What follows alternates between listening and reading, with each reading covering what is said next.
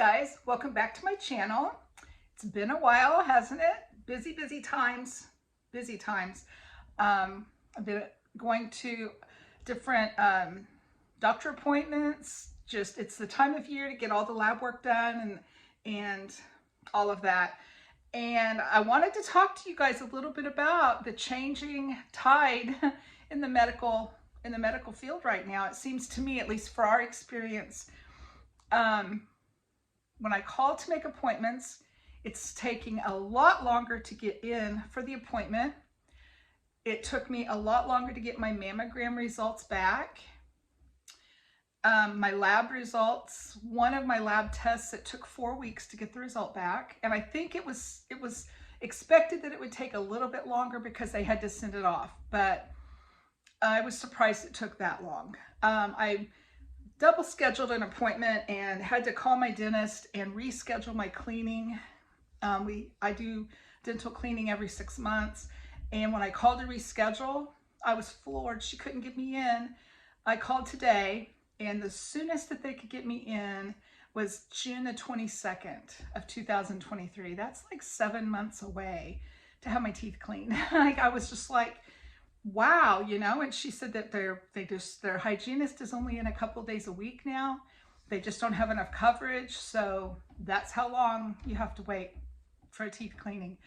I noticed when I scheduled my mammogram, it took longer to get in. Lots of things just seem to be different.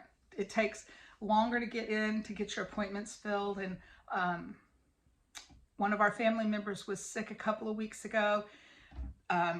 White patches on her tonsils and fever. So she went to urgent care and they tested her. She was negative for COVID and negative for strep throat. So they sent her home with no medication, no recommendations for how to treat her symptoms. Nothing, absolutely nothing, no help whatsoever. So she struggled for about 7 days with blisters on her tonsils. The fever went away after a couple of days. Body aches went away after a couple of days, but she had this sore throat that just would not go away. We had her to gargle warm salt water. She increased her vitamin C. You know, just the different things we did. But I felt really ripped off that she went for help. And I understand the antibiotic situation. If there's not a bacterial infection, she did not need an antibiotic, okay? I get that. But to not offer any kind of help for her symptoms or guidance for what she needed to do, I was really disappointed in that. There just seems like a lot of I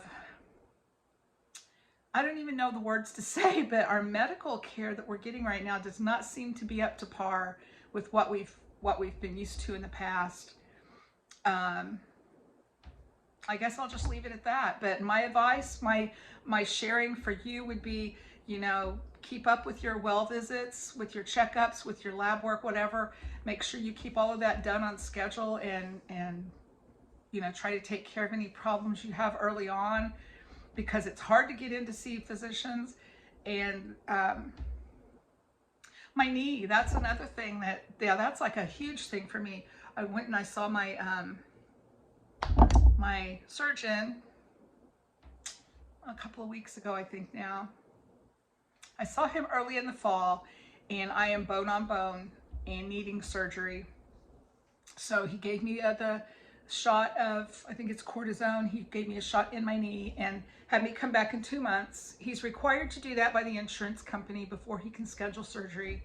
So this was my 2 months coming back, expecting to get surgery scheduled. I was so ready just to have surgery. I would have crawled up on his table that day and let him do surgery. My pain has been horrible. And he said, well, he needed to wait until the end of December because he waits 3 months after a shot just for to prevent infection, you know, just to be extra cautious. And I appreciate that. I understand that. So he said that he would expect to do surgery in January. And I thought, well, that's not too bad. You know, that's a couple of months away. And then his office called the next day, and she was calling to let me know that they can't schedule surgery until they pre-certify with my insurance company. And they can't pre-certify with my insurance company until January because they have to pre-certify the same year as the surgery is going to be done. So when they call in January to pre-certify with my insurance company, and it will be okay, it will be fine, it will then be at least 12 weeks before I can get my surgery. So I'm looking right now at the end of March, and my pain level is terrible. I can't imagine why. I don't understand it, but I don't appreciate it at all. Our quality of medical care is just really not what it used to be. So anyway, that's my exciting rant for the day. Is just do what you need to do to stay healthy, because I really think that's important as far as prepping goes, as far as your life goes, whatever. Just do everything you can to stay healthy and keep up with your appointments. Give yourself plenty of time to, when you schedule these appointments. Things are different, so kind of keep that in mind as you go forward. Also, it is November 30th today.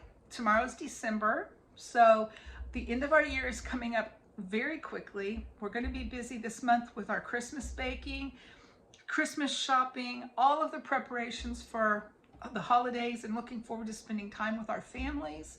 But I want us to keep our prepping pantry in mind as we go into the end of our year. That's a great time. It's a perfect time to maybe get a new notebook, maybe just reorganize the prepping binder that we have.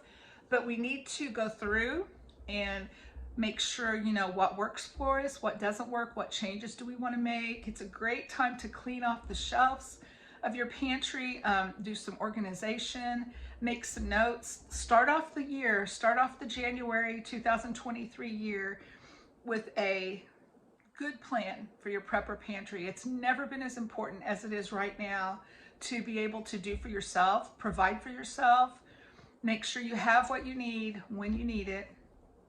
So that's a huge thing that I would like to kind of encourage everyone to do. You know, if you don't have a prepper pantry, let January the 1st be your New Year's resolution to set up a prepper pantry and have some food and storage for your family. If you do have a prepper pantry, like I said, it's a great time to reorganize and reassess your needs and make those lists. Just keep making those lists and going by your list. That's so important. And the new year coming up is a great time to have a new outlook, a new goal. Set new goals for your prepper pantry and your prepping adventure. So that's all I have for you today. I hope you're having a great week. I hope you're all doing well. I will try to come on more often. Hopefully things will not be as busy now, and I'll talk to you later. Thanks for watching. Bye.